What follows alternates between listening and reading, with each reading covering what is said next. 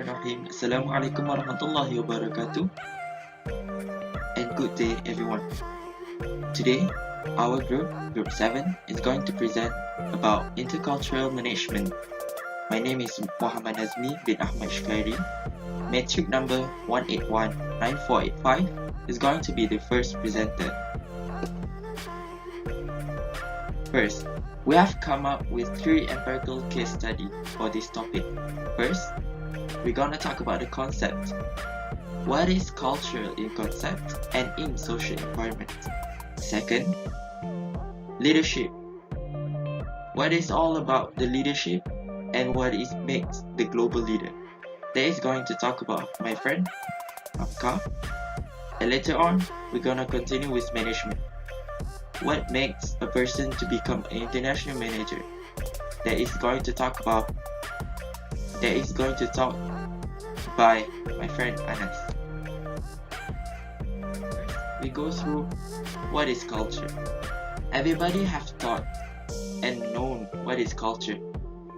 It's like embedded to our daily life. This is our culture, you cannot take it. This is our identity. You cannot take it. You cannot copyright with it within any races, ethnicity, and also the religion.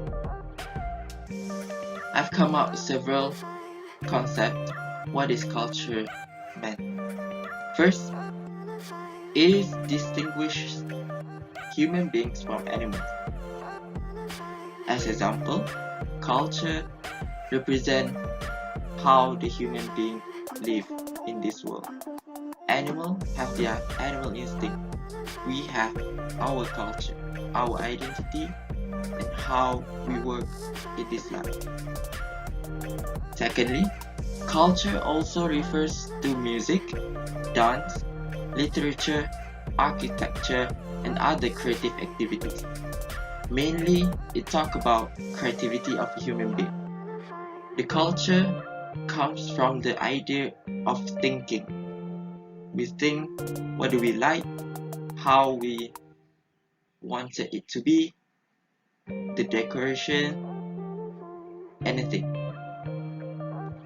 Thirdly, the culture suggests tradition and heritage, denotes civilization. Culture is the most important thing that represents a civilization. Let's take an example for our country, Malaysia. We take about Malay races. It is the dominant ethnicity in Malaysia.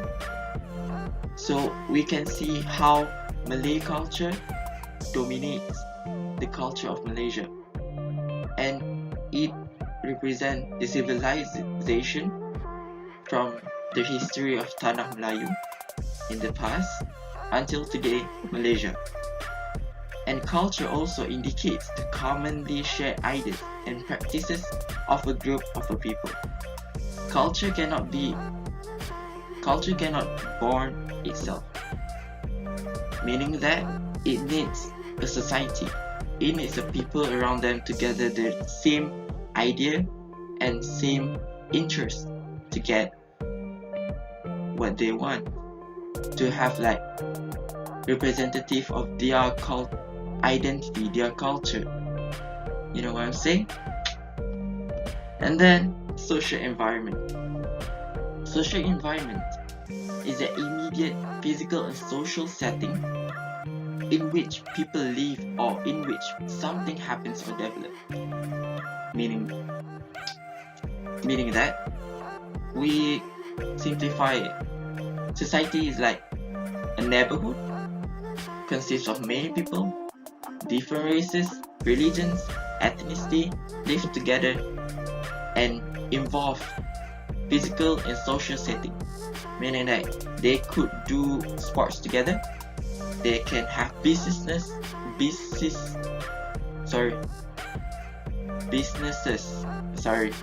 and then it develops to become a greater neighborhood. And I found that a scholar said that the social environment presents to every individual the problem of adjustment.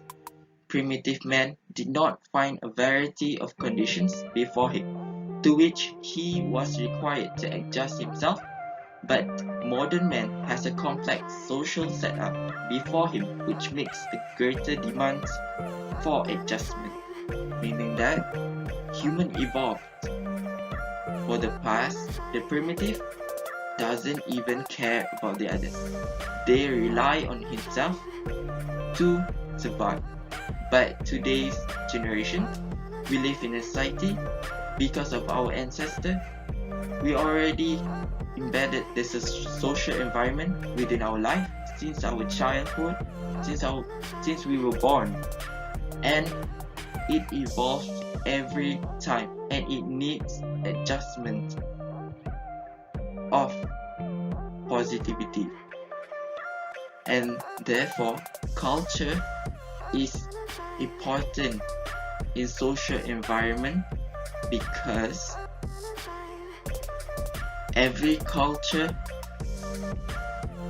talks about peace and how the culture represent individuals could also represent the social life in a place in this world. I'll pass to the next presenter.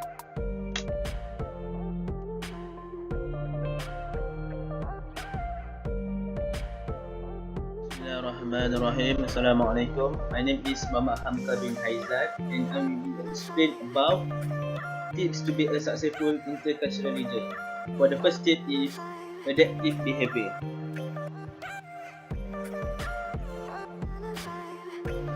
It's not secret that one of the most valuable skills a leader can have is the ability to adapt your approach to fit each situation. Scenarios involving diverse cultures may require even more flexibility, as the people you are interacting with greatly in their personal and professional understandings. For example, you may be motivated by learning new skills and working with people you consider friends, while others may be motivated by financial achievement or moving up in the company. If you were to apply your motivators to them with your leadership style, you could negatively impact their motivation and create a disconnect. Next is the second tips, action then modification. When faced with a situation that you are unsure of, don't just think about it. Act, then change your approach if necessary. Ask questions and try to follow up on your actions to decide how you can modify your approach. For instance, an American manager gave feedback to a Japanese team in a direct style and indicative of his culture, but to his team it feels like a slap in the face. The manager could observe his team's reaction and modify his feedback to be subtler and more indirect, while still getting his point across. For the third tips is open-mindedness. As a global leader, you will make decisions based on your culture, but others will make different decisions based on theirs. And you must take the time to try to understand others' decisions based on their experiences. Or even you can do a quick Google search, and it can help you gain more cultural competence and understand a culture other than your own a little bit. This can help you adapt your mindset and action accordingly. For the last tips, use cultural tendency with caution. There are many cultural tendencies that will affect our contact with others in the workplace. Everyone is different and it is important to use cultural tendencies as a guideline and not a rule. For example, in high contact cultures such as Asian and Arab cultures, communication tends to be understated and indirect and leave meaning to be read in between the lines. In lower context cultures such as German and American culture, communication tends to be precise, explicit and direct, and we must be able to differentiate between these cultural tendencies. In conclusion, from my opinion, if someone wants to be a great global leader, he must start by changing his personality and behavior toward others. He needs to willingly learn about different kinds of perspective or decision that done by other races. It will help him to avoid from being a narrow-minded person. That's all from me. Thank you.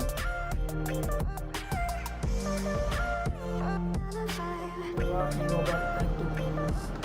My name is Anas Farhan bin Khairi. Now I will talk about the international manager. As a part of internationalization process, most of multinational corporations nowadays are discovering the importance of intercultural management. In many industries, firms are looking to build the relationship with other countries in order to achieve scale globally. So, the firms or this multinational corporation, as the international manager, must know how to recognize the differences before initiating a negotiation with the foreign partners. In the context of intercultural management, it is important to know which type of negotiation is accurate by considering all of the obstacles. For example, like the language barrier and communication styles. Okay, now let's identify what are the effective style of negotiation that could lead to successful management. There are four elements in negotiation. The first one is the face-to-face. There are four elements in negotiation. The first one is the face-to-face. This type of negotiation could be direct or indirect, and it could be involve different types of communication, like verbal, formal, or written. Secondly is the concept of mutual advantages between two contracting parties. This type of negotiation only happens if each party find the benefits and advantage in making a deal with each other. Thirdly is the wish of reaching a mutually acceptable solution.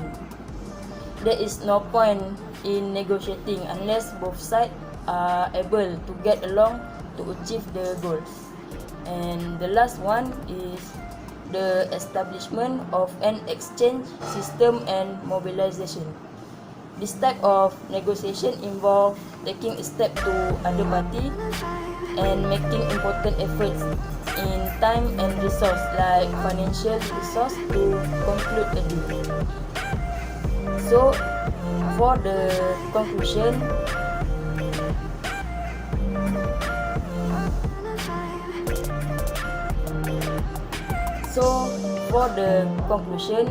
as the corporate